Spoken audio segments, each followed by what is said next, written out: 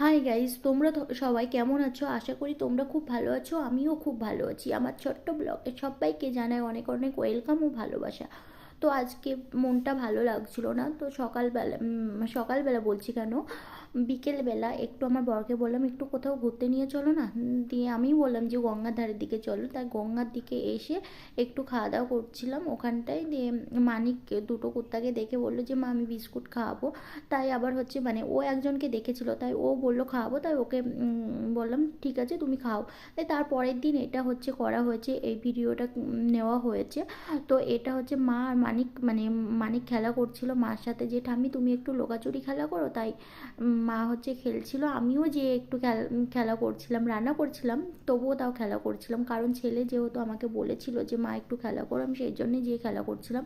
আবার ও ঠাম্মিও খেলা করছিল। তো একটা ফড়িং ধরে মাকে দেখাতে গেছে।